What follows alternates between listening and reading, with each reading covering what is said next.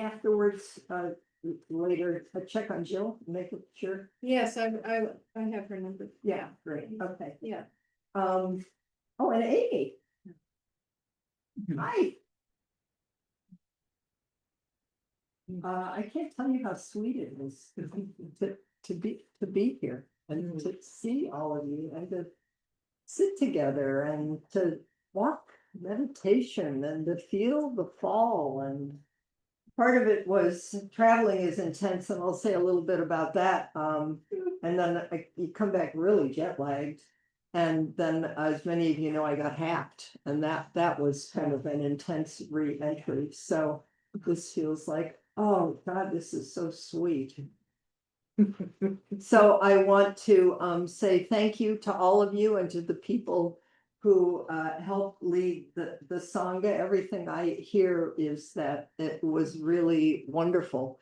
And I'm so grateful and moved. And as I told some people this morning in a meeting, that because I was off not studying at all, at a certain point the thought went through my mind, well, you all got a whole lot smarter. Well, I better listen to the lectures because now you know things that I don't know. So we'll all catch up together. And I'll say more about Thich Nhat Hanh too. And because I was in Vietnam and able to visit his home monastery. And the other one, just a few things while I'm thinking about it, is one, the Sanctuary Coalition meeting. There's one this Saturday. If people don't know about it, you could ask me and I, or if you wanted to come, it's a Christ Church in Santa Rosa at 10, or does anybody know? Anyway, I've got it written down. There's a meeting here at 10 for family accompaniment on Saturday. Oh, that's another one, a family, a training. Oh, good. Yeah, I am so happy, and I'll say more about that, about things are awful, and it's just, this is our home. And each one of us can just moment after moment find our ground and an appropriate response, which we can always do everywhere. But when you're outside of your own culture, it's different when you come home and realize we do, each one of us have agency here, and finding out what that is and how ongoing, because nobody knows, we're all discovering it. But that's part of the joy of being back is, yeah, it's crazy, but we're not, I mean, compared to work, I was just in Vietnam, you know, I mean, everything's fine there now, but we haven't drifted off. We're drifting, but we're also here, and we're not helpless. Okay, so, and tonight, precepts. I want to apologize, and I will apologize tonight because I hope the people who are coming who don't regularly come to Sangha didn't just disappear, but I'll understand if they did. Because for 2 months, we didn't meet. And we're back tonight and we'll be ongoing. And I'm so glad to be doing that too. Precepts are the blood vein and the pulse heartbeat of our lineage. And I will also say, we will do another Jukai next summer or early fall, something like that. And if you have it in your heart that taking formal vows, and if you feel the commitment to do that and have been part of this Sangha, this lineage, Suzuki Roshi's lineage, for a couple of years, practicing with intention, you should talk to me, because there's going to be a sewing class that's going to start. And so you should just email me and ask to do Dokusan, and we'll talk about it together. Somehow I want to say, and that includes if you've taken vows in other lineages, but somehow you just want to land here. That includes that too. Okay, last announcement is practice period. So I know we've gotten a few applications. We've gotten, our Shuso says 10 applications. There are way more than 10 of us. I want to say, I love this sutra that we're going to study. And it's one of those sutras that blows your mind. But in case you haven't noticed, maybe your mind has already been blown by the things of the world in a way that is distressing. I think relative and absolute is right here. And this sutra, really, we will focus on how big and amazing and vast and wondrous this world is and how that helps us be right here smack dab meeting whatever needs to be met. And Ben Connolly has a wonderful commentary book about this. Is what's all this? It's always the question, what's all this have to do with here and living here? Plus, the commitment is we come to we each make a personal commitment, but we come together and support each other as Sangha, and that's really important. And we support our Shiso, and it's really important that she know that she has our support. So please don't delay. It's not a big deal. I mean, think about it, contemplate your application, but please send them in. Hi, Leslie. Nice to see you. And I really look forward to this time of year and to this. And you find some way to do it that works in your own life. This is in the beginning. I think maybe we've all learned, you decide you're going to spiff yourself up and be the super duper, you know.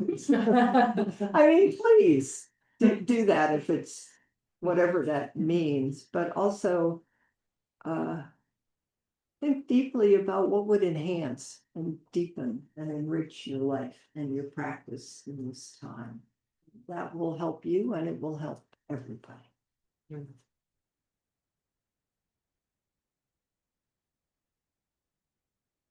Okay, so now we'll see what I always, I realize I'm looking at the time already, how much time.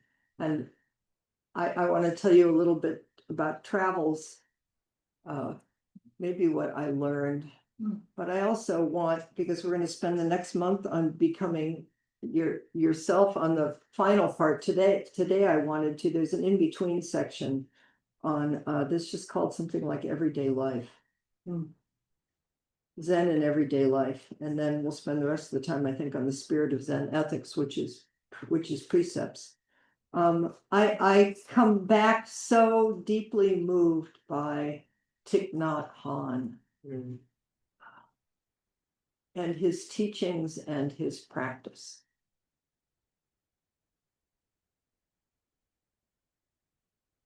I first knew Thich Nhat Hanh when I should look up the date, but it was in the 70s when his teachings, Richard Baker brought him to San Francisco Zen Center. And I remember because with him he brought engaged Buddhism. I'd never heard that before. And I was so happy. I was so happy somebody was naming it and saying it.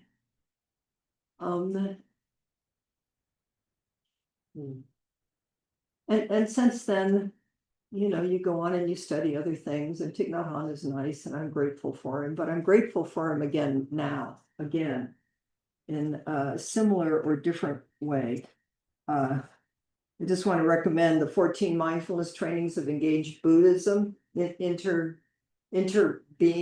We're doing this in the racial and social justice group, using it as a ground for how do we engage with the world right now through mindfulness practice. It's a lovely little book.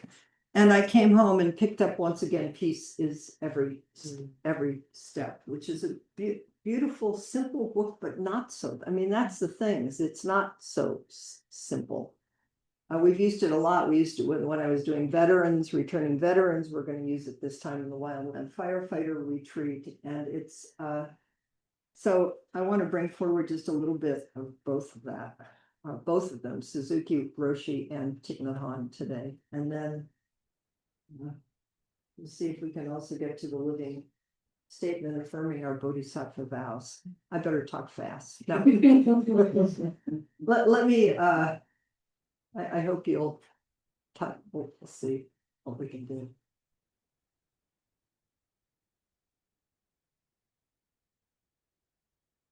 Vietnam's an amazing country. It's incredibly beautiful. The people are amazingly kind and beautiful. And depending on which generation, I said to some people this morning, because I asked, young people in Vietnam don't know about the war. I mean, in 50 years, they just because everybody wants to get on with it, you know, and then there's all these there's box stores, but the economy is thriving. It's a young culture. Everybody's on motorbikes. Everybody's well dressed. Everybody is, all the big American stores are there. I mean, it's unrecognizable, and to me, actually a little disturbing. And babies, you know, everybody just wants to get on with it. And because the guide we had was really, really good at saying, this is what's here now.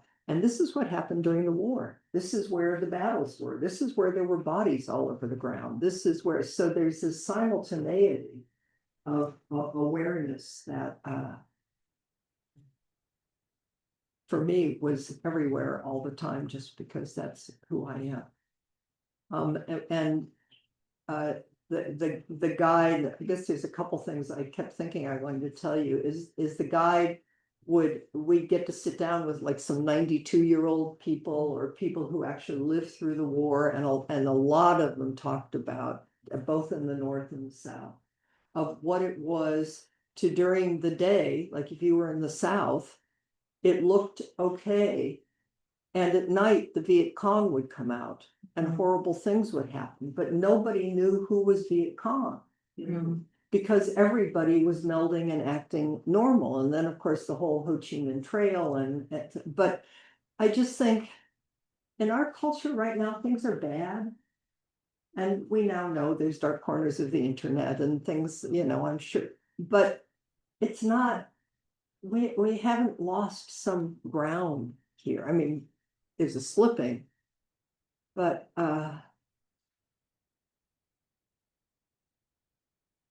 we're still in a democracy. And that's really important and up to each one of us, because it's a communist country and the communists won, and there's propaganda and everybody's prospering, but everybody's prospering as long as you don't say what you're not supposed to say. And then there's a whole underground system of people disappearing. So we just keep paying attention. And I also want to say, I traveled with, part of who we traveled with was a Thai couple and a South Vietnamese couple who were Buddhists. It was so sweet just to be with ordinary Buddhists. You know, it's like we're Western Buddhists, you know, no matter how hard we try, we're still doing something kind of special, because it's just, you know, it's just young here. And they were so ordinary, and they just kept saying, just, you know, the Buddha is in your heart. The Buddha's not some special person. The Buddha was just a person who woke up just like you and me, and just take care of the person next to you and take care. I mean, they were so ordinary and so completely devoted. And I feel like fundamentally that's what Thich Nhat Hanh was telling us, is just live it. And we met two different circumstances of nuns, groups of nuns, because traditionally across time, I think it has been nuns who do service work, who were taking care of they just bring in adopted, then adopt kids, and they bring in kids off the street. And that there's this natural, which I think Thich Nhat Hanh spoke to in his work and engaged Buddhism, is that if you really do pay attention, if you're really here in this world and really sense how precious and ephemeral and interconnected and the jewel net of Indra everything is, it's just natural that you want to extend it to who's next to you or who doesn't have. And it was just beautiful to see. And those things really move me. And I think we can, I think Buddhism in America has a long way to go to manifest that. In many ways, I think Christianity and Judaism has many things to teach us. And I love what this song is. each in our own way, caring for people. So I want to read you a couple of things. Let's see, where did I want to start?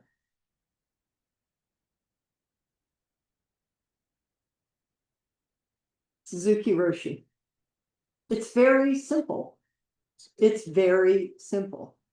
And maybe I'm saying this partly because we're also not as late as I think. The Avatamsaka Sutra, if anybody's looked at it, it's really big. And then even the part that we're going to focus on is still really quite it's an amazing thing. But basically everything is just saying, pay attention, it's just this. So here's Suzuki Roshi. Every day is a good day. So I want to emphasize Suzuki Roshi came out of World War II. You know, the Dalai Lama came out of hell realms. And Thich Nhat Hanh's teachings come out of hell realms. So maybe it's not so bad in the big picture that we have our own taste of some hell realms here, because it asks us, what's really true? How do we want to live? What's important? And Suzuki Roshi tells us every day is a good day. We cannot ignore the ideas of good and bad, long and short, but more and more as we grow up, we must be able to appreciate things as they are. There is a Zen poem that goes something like this. When the wind stops, flowers fall. When a bird sings, the mountain becomes more calm. Suzuki Roshi says, even when the wind stops, a flower still falls. There is no wind, so the flower should stay on, but though there is no wind, the flower still falls. When a bird sings, it is not quiet or calm, but when you hear a bird sing in the remote mountains, you feel the calmness of the mountains even more. This poem refers to the feeling of there is and there is not. I would like to know, Constance, where did you go? How did you get there? That's weird. She was here. There is and there is not. This is very tricky here. There is and sometimes there is not. And when there is not, sometimes there is. Oh, I was going to say before I got surprised by Constance, I would like to note in our culture right now, we are all just hysterically noting what is not. And it's not like we don't need to note that. Please don't go to sleep. But practitioners know something. It's the relative and the absolute. There's a view and an embodied way of being that's really, really important, not just for us, but for everybody. When a flower falls, it is because there is wind, but when there is no wind, flowers still fall. When you see a flower fall, you feel the presence of wind even more than you do when the wind is blowing. When a bird sings, you feel the calmness of the mountain even more than you did when you did not hear any sound. That is our real and actual feeling of there is and there is not. But usually we are involved in superficial ideas about there is or there is not. In our idea, there is not means there is no wind and there is no sound means that we don't hear anything. But as the poem says, in our actual feeling, it is not like that.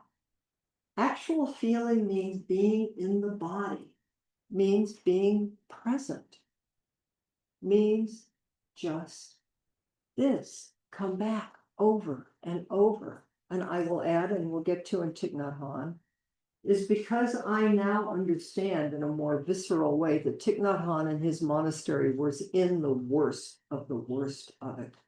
He didn't come up with this because it was some nice idea about dandelions smiling, which sometimes my mind can go, "Oh, give me a break." I mean, he came up with this because, I mean, who knows, but he did it because this was a way to survive in the midst of the suffering of the world. They're telling us something really, really important here for all times, but for these times. In our actual feelings, it may be paradoxical, but our actual feeling is much more true than our usual understanding of there is and there is not. We cannot say that this is just a poem. This is actual reality. So what is this actual reality that we keep coming home to? That is, I would say, Zazen body. And Suzuki Roshi also called it intuitive body. I think we know it. This feeling the poem describes that sometimes there is when there is not is actually the feeling we have in our everyday life. If we just use logic, we are ignoring the actual feeling. No one knows whether the actual feeling or the logic are true. Both are true. Both are true. This is something we should think about right here. So I will just add, it's a little commentary. It was interesting traveling with a group because we've never done it. We went with a little group of people, a tour group. They were really nice people and they were all politically liberal, just by chance. It could have been anything. But I so much missed all of you and all of us because we know both. I mean, I forget, you forget, but most people just believe relative reality. And to be with Sangha and community and teachings and the love that knows it's just this that includes everything. Life is not one-dimensional or two-dimensional. Life is round and alive and miraculous and wondrous and full of pain and suffering. Don't skip that piece, but then we have more capacity to meet it in a completely different way.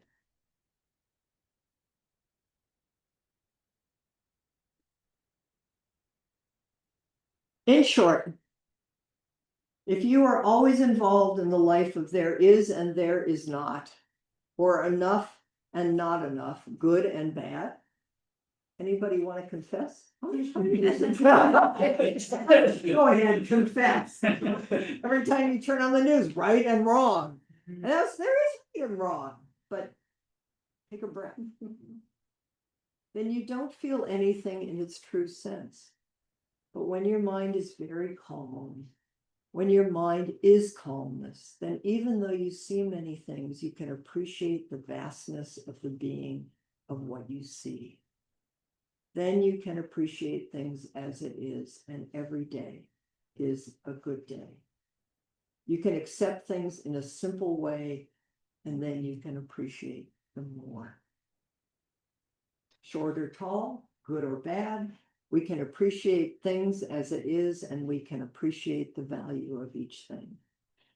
We cannot ignore the ideas of good and bad, long and short, but more and more as we grow up, we must be able to appreciate things as they are. This is every day is a good day. The bare field is good. The dark, vast sky is good. We should reach that actual feeling. Oh, thank you. So now let me, I'm going to take a minute, and I think Thich Nhat is saying the exact same thing. And I was reading Dogen with some people this morning. Everybody's saying the exact same thing. It's just everybody's saying it differently. And then of course we like one or we don't like the other, or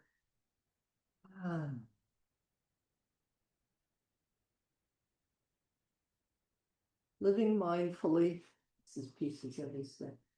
Slowing down and enjoying each step and each breath is enough. Peace is already present in each step, and if we walk in this way, a flower will bloom under our feet with every step. In fact, the flowers will smile at us and wish us well on our way. Then this is by Arnie Kotler, who's a good friend who wrote the introduction. I just wanted to, 1964, Thich Nhat Hanh founded the School of Youth for Social Service. It's right in the middle of the war. Called by the American press the Little Peace Corps, in which teams of young people went into the countryside to establish schools and health clinics, and later to rebuild villages that had been bombed. By the time of the fall of Saigon, there were more than 10,000 monks, nuns, and young social workers involved in the work.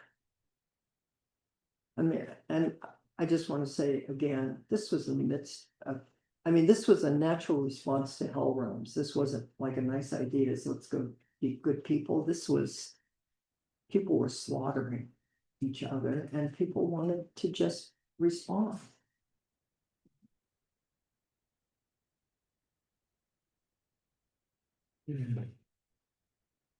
Making peace right in the moment we are alive.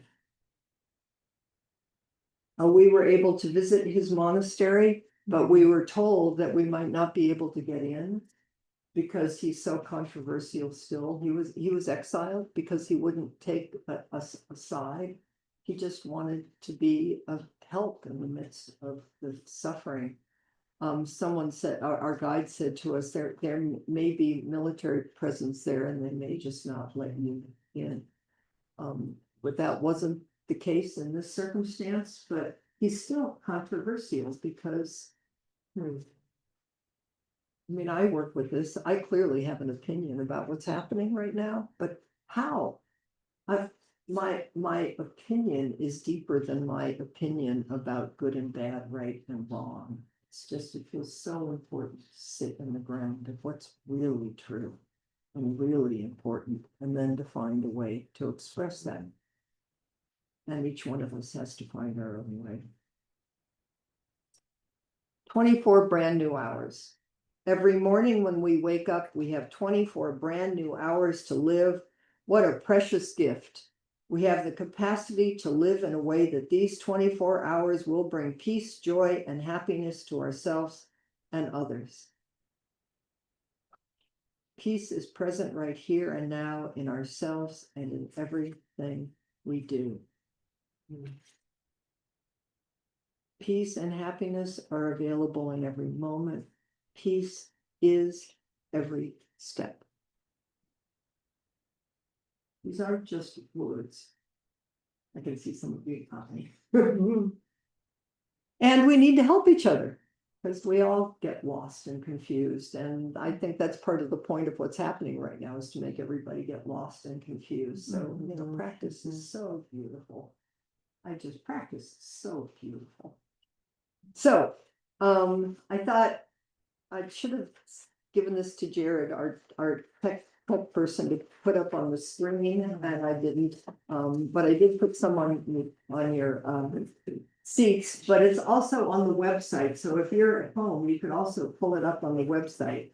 But I thought this is, I asked Chelsea and Ellis if they would help craft something for all of us as an embodied statement for our Sangha, which people can add. If you have something to say, please let me know. It's a living document, but as an expression of our hearts and how we want to live. So maybe living statement affirming our Bodhisattva vows. None of you on screen have that right now, do you? I'm wondering if I have people in the room read it. Are you going to be able to hear, or should I just read it? And Jared, can you put it up from the Oh, website? We could. Oh, yeah. Shelley. Oh, Jared, you guys are so smart. Shelley just put it on today. I think It's on the very front page. Yeah, first page. It's on the first page. Yeah, There it is. There it is. Can you see it? No, not yet. Oh, not yet. Oh, excuse me. I got so There it excited. is. You could even have somebody on Zoom. There it is. Okay, how about in the time that we have, let's, Chelsea, why don't you read the first paragraph? Malcolm, why don't you read the second paragraph? Sherry, why don't you read the third paragraph, and somebody on screen? How about, who can I see here? Sally, why don't you read the fourth paragraph and just feel it in your body as you read the words, and then we'll just have a few minutes just to turn to each other and talk about what all of this, how it all resounds in us, okay? Okay. Going nice and loud. Living statement affirming our bodhisattva vows. As we navigate the suffering of our Can you time, guys hear? Okay, loud though. we recognize that it is essential to continually renew our bodhisattva vows, remembering that all Buddhism is engaged Buddhism, and all of life is the Buddha body. As such, our practice calls us to fiercely cultivate our ability to witness the cries of the world and respond with great care. Turning towards one another, bearing witness becomes a vehicle for deeply knowing our interdependence. Responding from the heart of compassion, the illusion of separation is transformed into true solidarity. In our Sangha, we endeavor to create conditions where all beings can flourish in practice. Aware of the suffering caused by others and polarization, we seek to strengthen the threads that weave us together, becoming a sanctuary of understanding and a refuge for all hearts and bodies. Together, we honor the wisdom of diversity and strive to actualize a path of empathy and dialogue. With responsibility for the lineage and the teachings of our Soto Zen ancestors, we come together as a community committed to approaching each encounter with the openness and curiosity of beginner's mind. We commit to fostering a community where every voice is cherished, where fear is met with understanding, and where compassion is a living expression of our vows. We invite all beings to gather under this broad canopy of protection and peace. With open hearts and minds, we stand together, vigilant and tender, as guardians of compassion, pledging to respond with grace in the face of adversity. In our collective practice, may we illuminate the Buddha field of protective care. We realize enlightenment not as some good feeling or particular state of mind, but as continuous practice here in this world. Our work towards refuge and liberation is likewise not a destination, but a living expression of our bodhisattva vows. There were multiple iterations of this. They worked really hard on it. It began, when I first saw it, it felt more far away. It was a little more intellectual, and it feels like it just came closer and closer. So we can take that down, and we have, I don't know, we have about 10 minutes or so. What if we just so we get to face each other and talk to each other, and I'll put you guys in groups of 3, and anything in all of this that, why don't you just each take a couple minutes just to express whatever arises, again, authentic and real, and then we'll come back together and do some closing chants. Okay? Okay? And